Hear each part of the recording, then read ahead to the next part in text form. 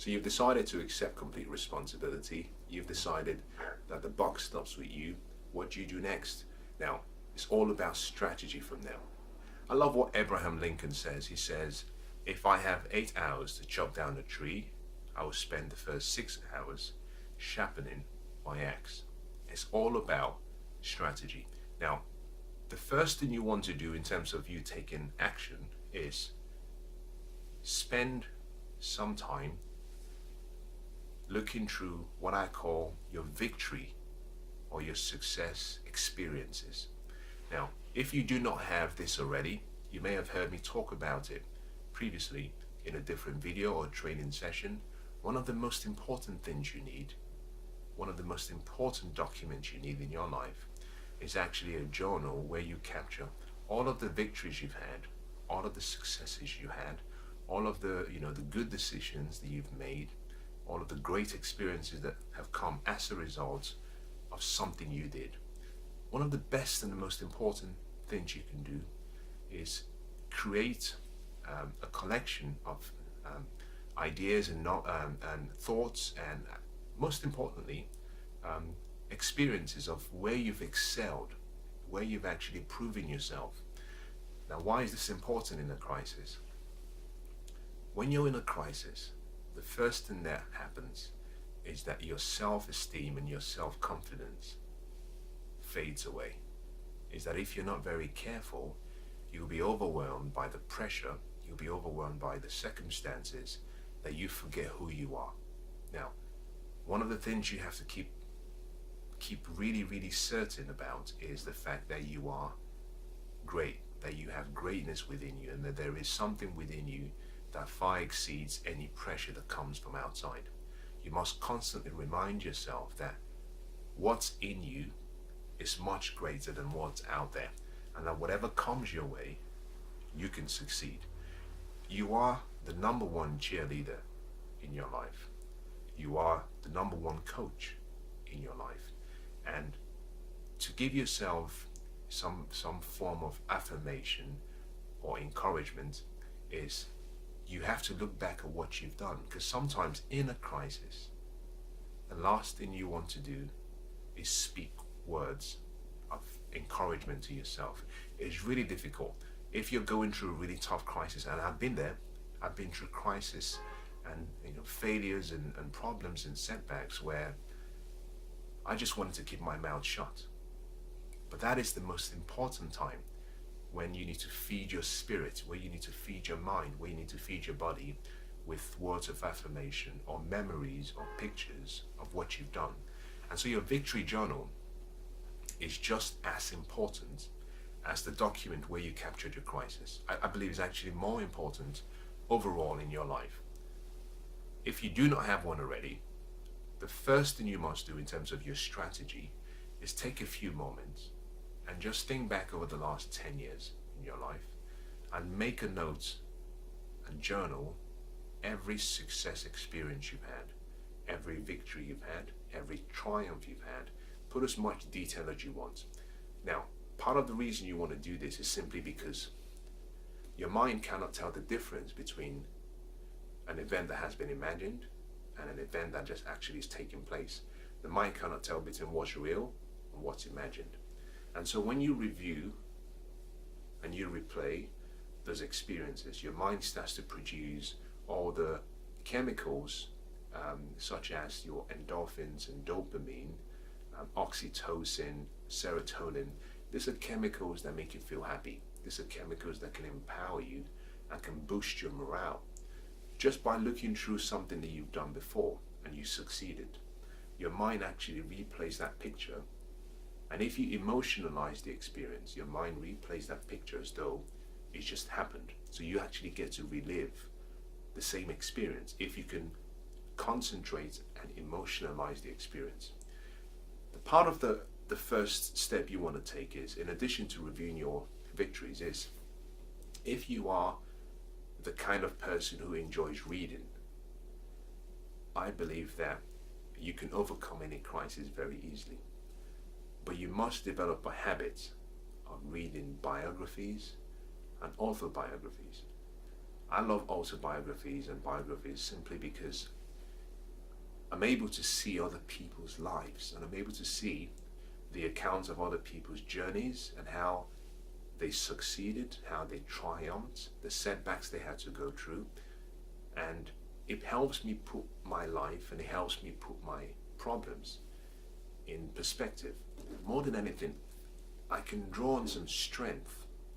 I love Winston Churchill. I think he was really a remarkable human being.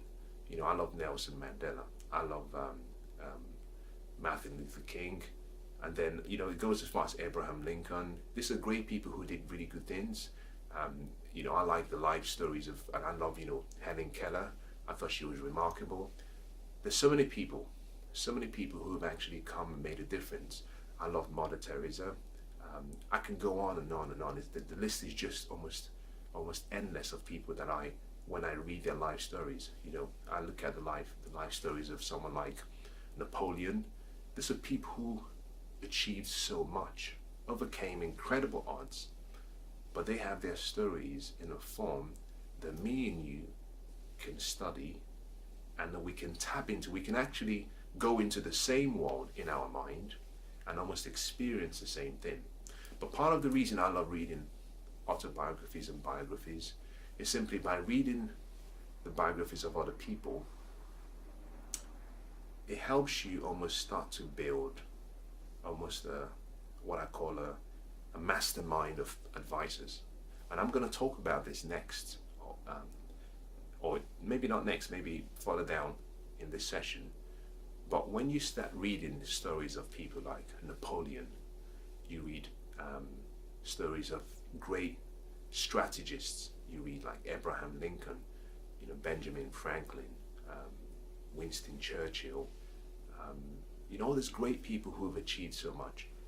It helps you start to question some of the decisions you make. So you might find yourself actually saying things like, you know, what would Napoleon do in terms of strategy if he was in my place?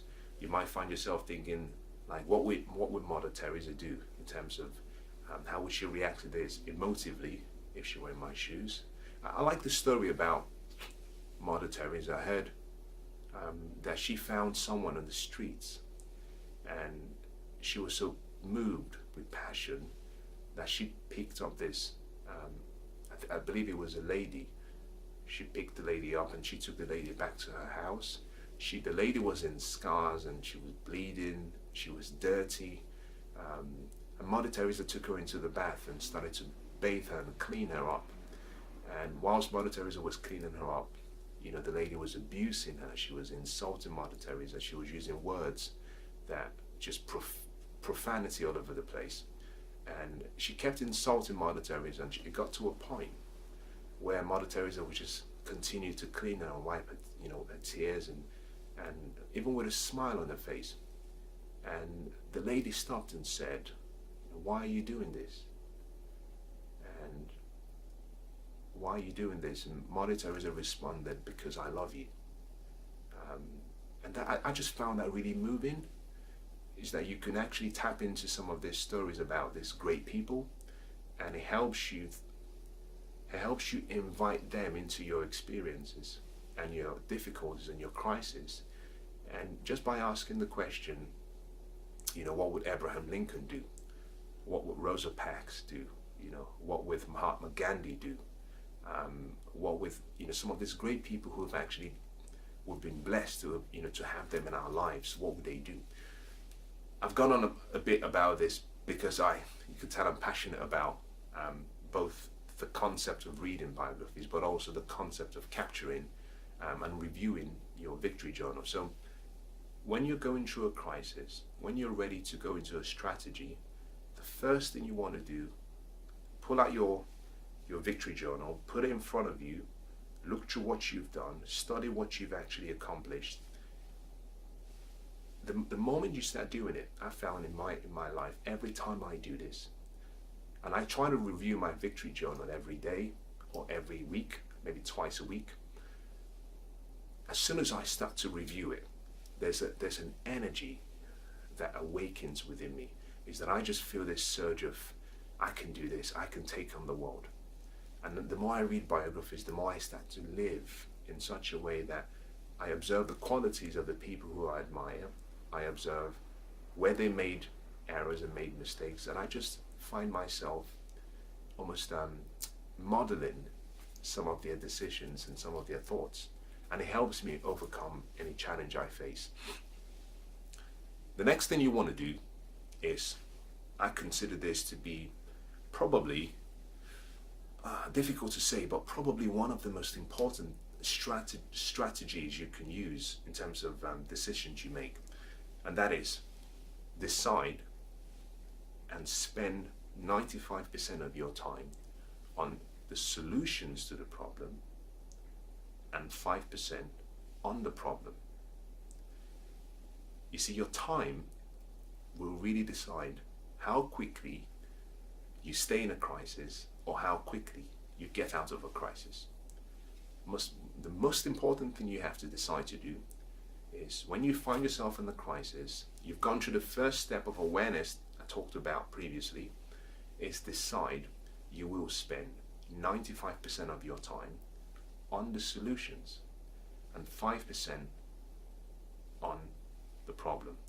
And this does two things. It helps you take your focus from a place of worry and doubt and fear to a place of creativity, imagination, and great levels of thinking. The second thing it does for you is it puts you in a positive state of mind. And when you're in a positive state of mind, you can see things that you may not have recognized previously. So let me repeat it again. Now I'm saying this, I've said it 3 times now, and I'm saying it intentionally. I'm intentionally being redundant because I think repetition is how we learn. I'm repeating it again just to emphasize how important it is. I have tried this so many times, but I had to learn this the hard way, because for so long in my life, I found myself spending probably 80% of my time on the problem, talking about the problem, analyzing the problem, looking back towards the past, and forgetting to look forward towards the future. You must decide, and you must put 95% of your focus on the solution and 5% on the problem. I love what Paul says. Paul the Apostle, I love what he says. He says, forgetting the things that are behind, I move and I reach towards the future. You see, every time you hold on to your past, you almost sacrifice your destiny. You sacrifice the future. You must decide, I'm going to forget the past. One of the very interesting ways that anyone can actually acquire wisdom, now this might sound a bit crazy, is to study ants. If you want to be wise, study ants, because they operate and they live in such a way that what they do is just beyond comprehension. Now let me give you just 2 things. Now forgive me, I'm going to just go away, but I think it's still quite useful. It's still relevant to what we're talking about. During the summer, when everything looks great, when everything looks rosy, the ant is preparing for the winter. Now the ant is so intelligent that it very quickly does 2 things. It's in the summer, it forgets about the past immediately. But it doesn't just forget about the past. It neglects the present. It forgets about the season it's in, because it understands that the seasons will come and go. The ant is thinking about the next season, which is about preparation. You have to have the attitude of preparation. Part of the reason you focus 95% of your time on a solution is because that enables you to start preparing to get out of your crisis. Now, the other thing the ant does, which is quite ridiculous and almost unimaginable, is that the ant dreams big. And you might say, well, I don't understand where you got that from. If you observe ants, one of the things you notice is when they find what they want, it's very normal, it's very usual that you will find a number of ants carrying items that are probably about 3 times its size. They're remarkable. Is they have this vision and this dream. They're thinking about the winter. They set out on their course. They find what they want. The ant doesn't feel intimidated. It has a dream. If it finds what it's looking for, it doesn't matter how big it is, it's going to carry on its back. If it cannot carry on its back, it's going to push it. It's going to struggle. The ant will do anything it can do to achieve its goal. Powerful. In the same way, by focusing 95% of your time, 95% of your attention, and you literally say, this is what I believe in. This is what I'm going to do. I'm going to get out of this crisis. And I'm going to get out of this crisis as fast as I can. And I'm going to achieve it. This is my dream. You channel all of your energy and you stay focused. You stay focused. You go after it and you go after it. Now, the next thing you want to do, and this is, for me, this is very personal. So this, for you, this might not really be a big deal, but I found this to be refreshingly significant. And if this is something you haven't tried, I want to invite you to just give it a go. There's one thing I can promise you. If you sincerely apply this next step, I believe we are probably on item number 4 now, or number 5, I don't know, I can't remember. If you sincerely apply this strategy, I can promise you, you will find a way to write me and say, I can't believe what's happening to me. Strategy number 4 is simply gratitude. Now, you might be thinking, I'm in a crisis. What is there to be grateful for? Now, gratitude is the key to wealth. Gratitude is the key to increase in any area of life. I love what Mary Kay Ash says. She says, always imagine that everyone you meet has a sign that they're wearing that says, make me feel important. In the same way, I think every day life wears this same sign that says, make me feel important. And every day you must wake up with the spirit, with the attitude of gratitude and thanksgiving. In a crisis, I think that is the best time to give thanks. That is the best time to be grateful. You're not grateful, you're not showing gratitude because of the problem you have. The key to gratitude is simply that you should give thanks in everything, good or bad. You're not giving thanks for what's going wrong or going right.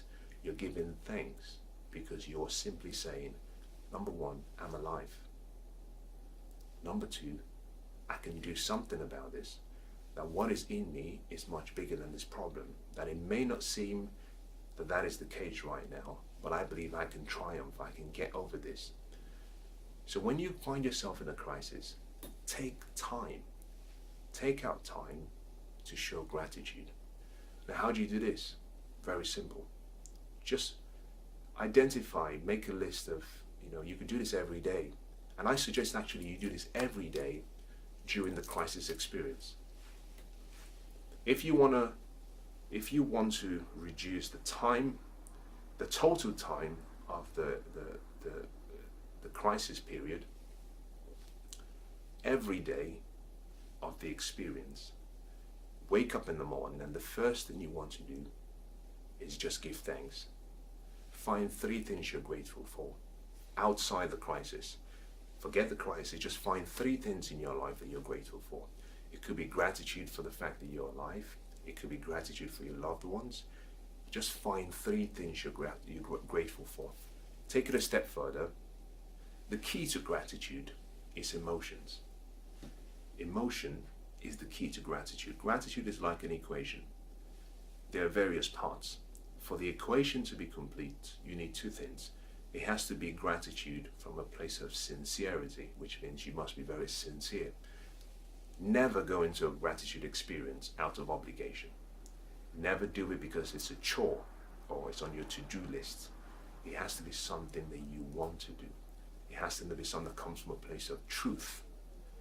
The second part of the formula or the equation of gratitude is that you must put emotions. Is that you must emotionalize the experience. And you do that very, very easily by simply associating one of your five senses to the experience. Your sense of sight, your sense of smell, your sense of touch, taste, and sound. Associate one of your five senses to whatever you're being grateful for. Let's make this practical. Let's say, for example, that you're grateful for, let's say you're grateful for, maybe you bought a new car, or you're just grateful for the car you have. In your gratitude experience, simply close your eyes and see yourself driving the car. Feel yourself and see yourself holding maybe the gears and this stick shift. By doing that, you've activated two senses. You've activated the sense of touch and you've activated the sense of sight.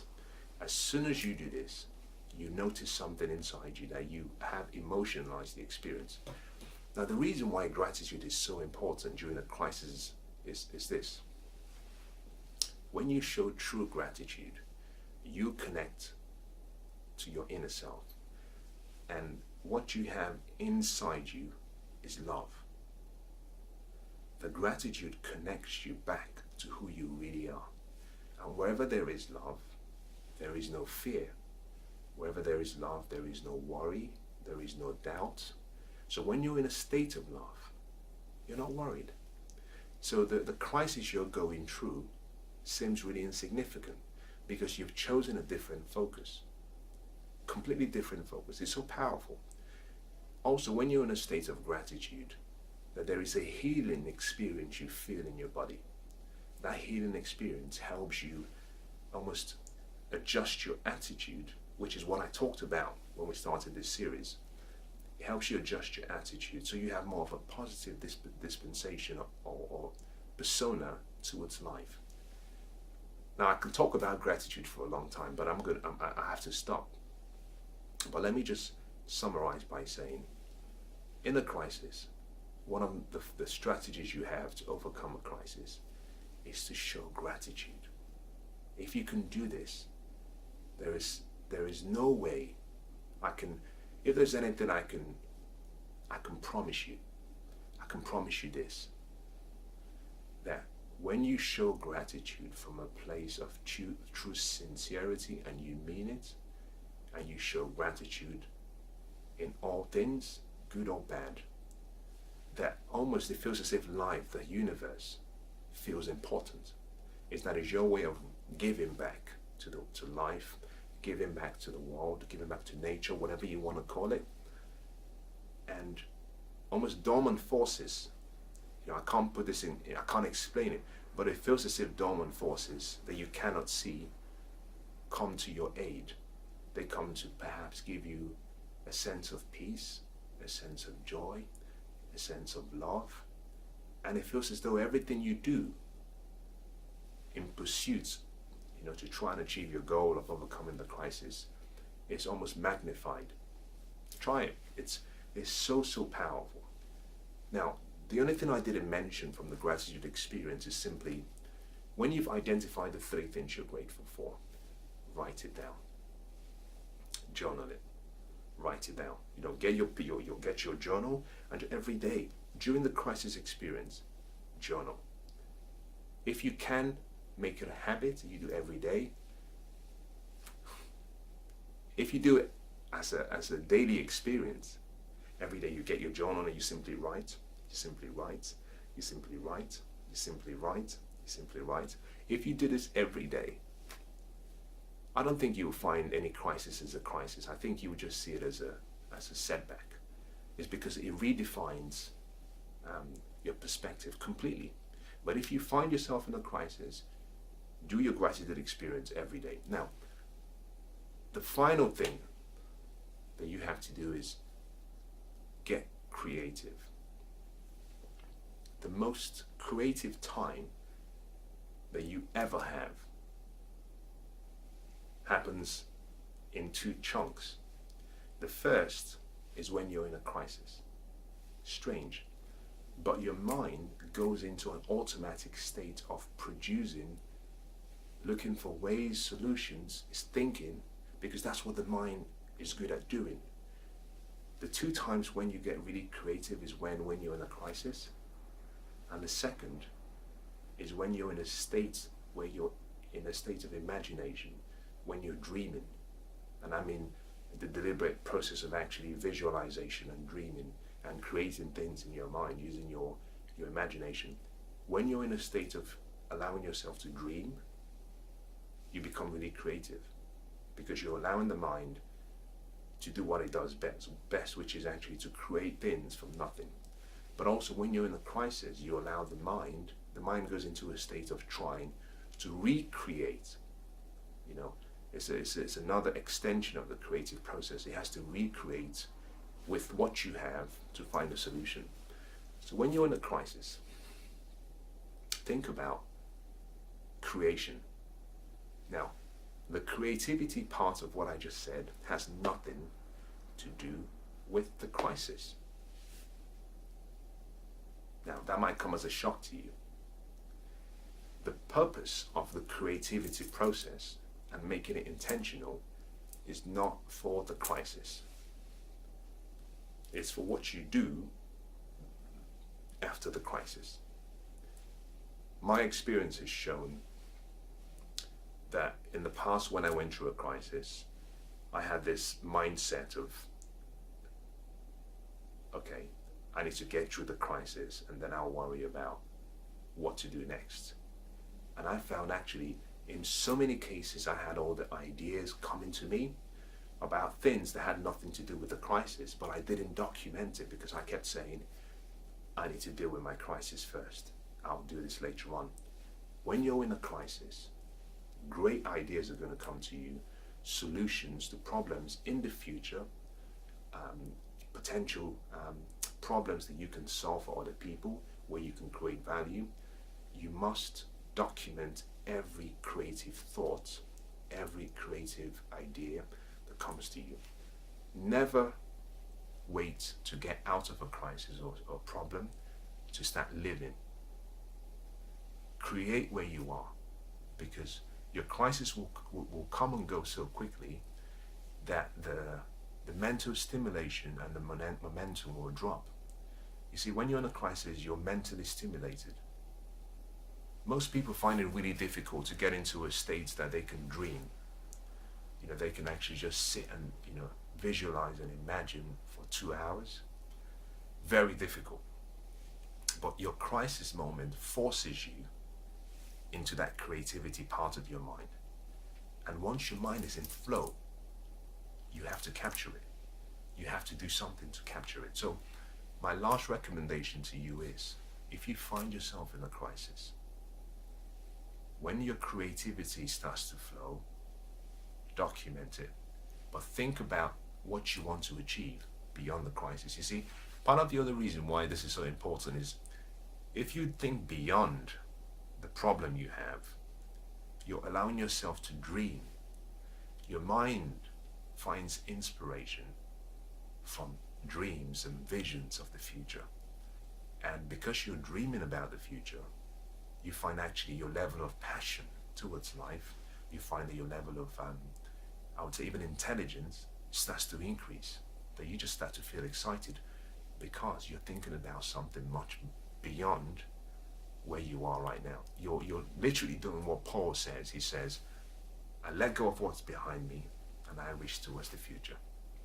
So when you're in a crisis, intentionally let go of the crisis and look towards the future.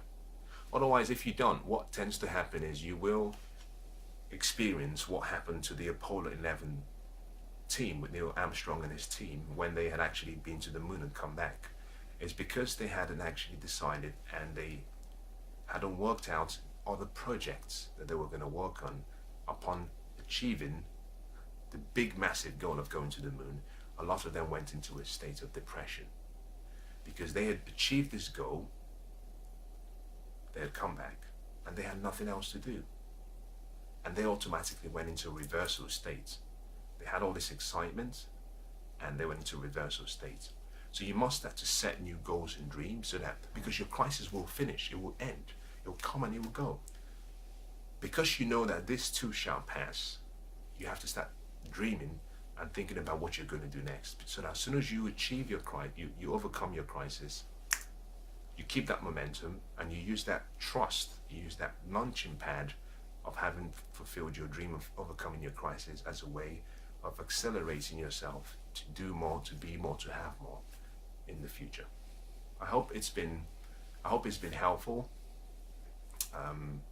There's a lot more I would love to share with you, but I know I have to stop. There's so many things, experiences I can share about my life and what I've done, and areas that I've actually, succeeded and where I've failed. But one thing I want to leave with you is this: every crisis has a start date and has a finish date. Every crisis comes to test you. The test is not to prove whether you pass or you fail. The test is actually to help you grow. The test is really to bring out the greatness within you. The test is really to show you what you're really made of.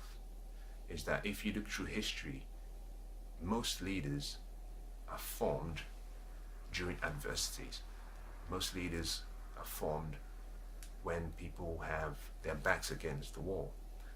That there's something remarkable that happens when you're put in a state where you feel that you have no options. And remember this: you can negotiate your way out of any crisis. And in every crisis comes with a gift. It's a package deal. It has the problems you might perceive as a problem, but also it has a learning experience and always an opportunity to grow, to learn, to increase. So when you have a crisis, quietly say to yourself, this too shall pass.